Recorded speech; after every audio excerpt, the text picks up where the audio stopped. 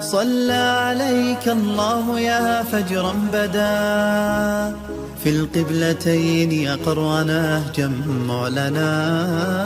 صلى عليك الله في أهل السماء وبفضله صلى. یہ بھی ارشاد فرمایا دنیا متاع ہے اور دنیا کا بہترین متاع صالحہ عورت ہے، اور صالحہ عورت کی تعریف یہ کی گئی کہ مرد جب اس کو دیکھے تو خوش ہو جائے، اور جب وہ حکم دے تو وہ اطاعت کرے، اور جب وہ گھر سے چلا جائے تو اس کی عزت اور اس کے مال کی حفاظت کرے۔ تو جس میں یہ خوبیاں ہوں وہ صالح خاتون ہے، اچھی خاتون ہے اور اچھی بیوی ہے۔ حضور نبی رحمت صلی اللہ علیہ وآلہ وسلم نے اس دواجی زندگی کے حسن پر کتنی خوبصورت بات ارشاد فرمائی۔ فرمایا کہ عورت کے، بیوی کے مزاج سے آپ کو موافقت نہیں ہے، اس کی کچھ عادتیں تمہیں ناپسند ہیں، تو اس کی کچھ ایسی عادتیں بھی ہوں گی جو تمہیں پسند ہوں گی۔ تو ادھر بیوی کو یہ ارشاد کیا کہ اگر اللہ کے علاوہ کسی کو سجدہ جائز ہوتا تو میں خاتون کو حکم دیتا کہ وہ اپنے شوہر کو سجدہ کیا کرے۔ اگر خاتون اس کو مد نظر رکھے تو شوہر کو شکایت پیدا نہیں ہو سکتی، اور اگر شوہر اس حدیث کو مد نظر رکھے کہ اس کی کچھ عادتیں مجھے ناپسند ہیں تو کچھ عادتیں ایسی بھی ہیں جو مجھے پسند ہیں، یہ ماں باپ کا گھر چھوڑ کے آئی ہے، میرے لیے وطن چھوڑا ہے، اپنا آبائی گھر چھوڑا ہے، بہن بھائیوں کو چھوڑ کے میرے لیے وقف ہو گئی ہے، تو یہ چیزیں یقیناً مرد کے لیے اس عورت کی محبت کو پیدا کرنے کے لیے کافی ہیں۔ حضور نبی رحمت صلی اللہ علیہ وآلہ وسلم نے یہ بھی ارشاد فرمایا کہ جب کوئی شخص نکاح کرتا ہے تو شیطان واویلا کرتا ہے کہ اس نے اپنے آپ کو مجھ سے بچا لیا، چونکہ شیطان کا بہت بڑا جال یہ ہے کہ وہ ریشمی جال پھینک کے انسانوں کو پھانستا ہے، تو جب کوئی نکاح کرتا ہے تو وہ پریشان ہو جاتا ہے۔ اور ایک حدیث میں یہ بھی ارشاد فرمایا گیا کہ جب کوئی شخص نکاح کرتا ہے اس کے آدھے دین کی حفاظت اللہ نے کر دی، اور باقی آدھے دین کے بارے وہ اللہ سے ڈرے۔ نکاح ایک عہد ہے، ایک پیمان ہے جو زندگی گزارنے کا زوجین کے درمیان ہوتا ہے، اور شریعت اسلامیہ میں النکاح ینعقد بالایجاب والقبول لفظاً بحضور الشاہدین بالغین عاقلین حرین مسلمین۔ دو عاقل بالغ مرد، آزاد مرد، یا ایک مرد اور دو مردوں کی موجودگی میں ایجاب اور قبول کا نام نکاح ہے۔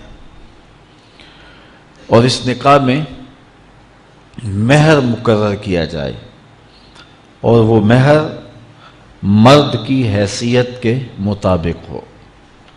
ہم شادی میں لاکھوں روپے خرچ کرتے ہیں، لیکن جب مہر کی باری آتی ہے تو اس وقت ہمیں 32 روپے اور 10 آنے یاد ہوتے ہیں، جبکہ اتنے پیسے تو بچہ بھی نہیں لیتا۔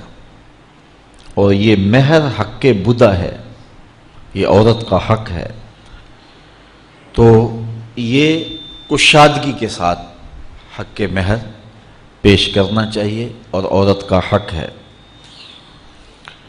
دو گواہوں کا موجود ہونا، اور پھر نکاح اعلانیہ ہونا چاہیے۔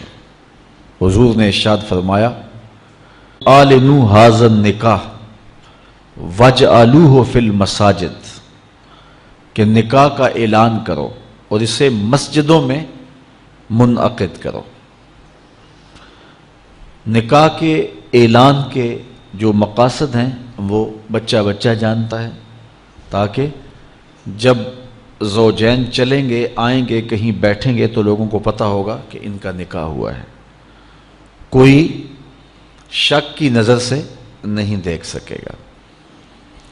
اور دوسرا ارشاد فرمایا اس کو مسجدوں کے اندر منعقد کرو، اور پہلے نکاح مساجد میں ہی ہوا کرتے تھے، لیکن پھر جوں مرور زمانہ کے ساتھ تبدیلیاں آئیں تو ایک تبدیلی یہ بھی آئی کہ نکاح مسجدوں میں نہ ہونے لگے۔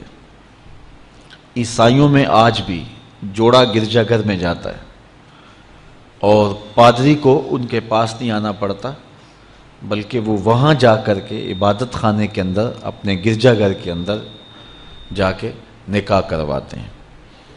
تو آج بھی نکاح کی برکتیں حاصل کرنے کے لیے ہم اس کو مساجد کے اندر منعقد کرنے کا جو شرعی حکم ہے اس کی پابندی کریں تو نکاح کے اندر بہت ساری خیر و برکت پیدا ہوگی۔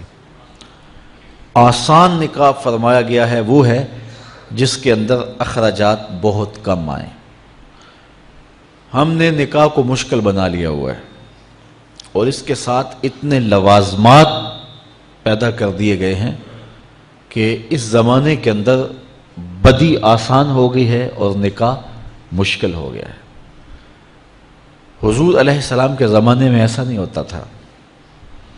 سیدہ طیبہ طاہرہ سیدہ فاطمہ الزہرا رضی اللہ تعالی عنہا کا نکاح دیکھیے اور ان کو جو جہیز حضور نے دیا ہے اس کو دیکھیے اور زندگی کو سہل بنانے کی کوشش کیجیے۔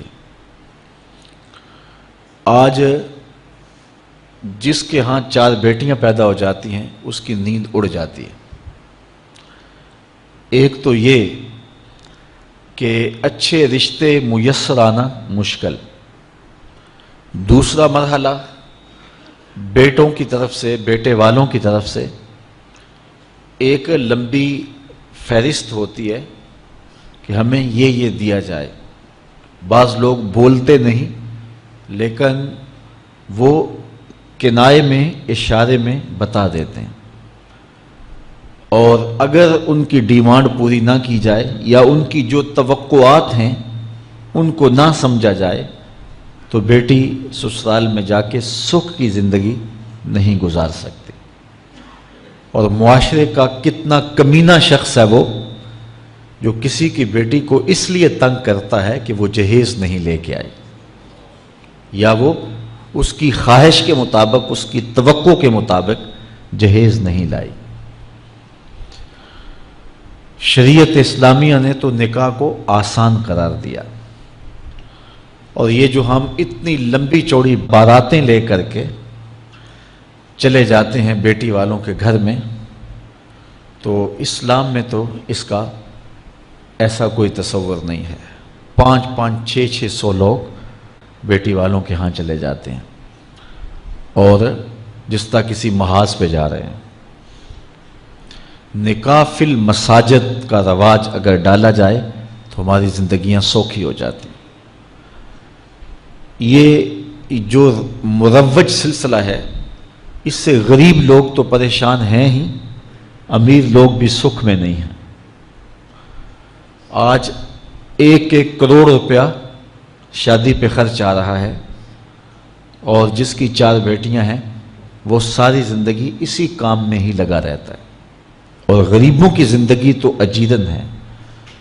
غریب کی بیٹیاں سگڑ ہیں، سمجھدار ہیں، سنجیدہ و متین ہیں، پڑھی لکھی ہیں، خوبصورت ہیں، لیکن ان کے رشتے قبول اس لیے نہیں کیے جا رہے کہ ان کے پاس دینے کے لیے کچھ نہیں ہے۔ اور اب ایک سلسلہ چلا جہیز فنڈ کا اور اجتماعی شادیوں کا، تو شاید کسی کے لیے اس میں تسکین ہو، لیکن میں تو ایک مرتبہ ایسی تقریب میں گیا ہوں تو دکھی ہو کے آیا ہوں۔ ہر شخص کا اپنا مزاج ہوتا ہے، مختلف تنظیمات، مختلف لوگ غریب بچیوں کی اجتماعی شادیاں کر رہے ہیں، تو میں ایک تقریب میں مجھے کھینچ کے کچھ لوگ لے گئے۔ میں نے کہا مجھے تجربہ تو نہیں ہے لیکن مجھے لگتا ہے کہ میرے لیے تکلیف کا سامان ہوگا، اور دوست جس مقصد کے لیے مجھے لے کے جا رہے ہیں تو ان کا مقصد بھی پورا نہیں ہوگا۔